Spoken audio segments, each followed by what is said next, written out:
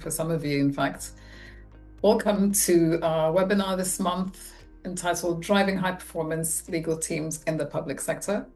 We have two excellent speakers that are joining us today, and really happy to have them with us, and I'll say a bit more about them in a minute. The issues of the bureaucracy, whether real or perceived, that public sector lawyers are considered to be under greater restraints due to the bureaucracy and within those entities, which has necessarily an impact on decision-making and delivery of services. So Lindiwe, I wanted to ask you, is that your experience? And if so, how have you managed that and kind of been a leader or shaped it rather than letting it shape what you do? Yeah, actually, it falls squarely on my personal experience. So I used to work for a commercial bank, and at the banks, the processes are very aligned, streamlined, and you know what is required at what stage. So when I told my team that I was joining a DFI, I think their first expression was, "You're not going to cope and you're not going to last there. You'll be frustrated from day one because where you're going, no processes whatsoever." So when I joined, I was looking for this chaos where there's no process that I can use in terms of knowing how to move from point A to point B. However, I think what that helped me with was to come in prepared. So I was prepared for no process, and I was also prepared to be surprised. So I was surprised because it was not as bad as people are making it to look.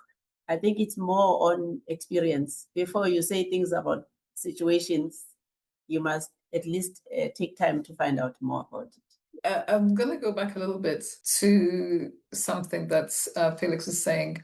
And I think it's really this public policy mandate. I'm just going to touch on that again, because you almost have one client, which is the entity that you work for, but you have the public. Everybody is kind of your client, the wider public. And how do you balance that awareness of the internal clients, which is where you work and where you can be the mistress of change, to the external, the people outside of you who you deal with? See, in my earlier intervention, I talked about accountability, and the mandate of the public service goes with accountability, transparency.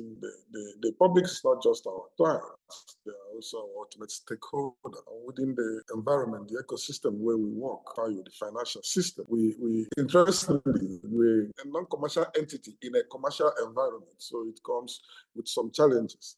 Profit does not drive our actions, but for our stakeholders, they are profit-oriented, so you need to manage that.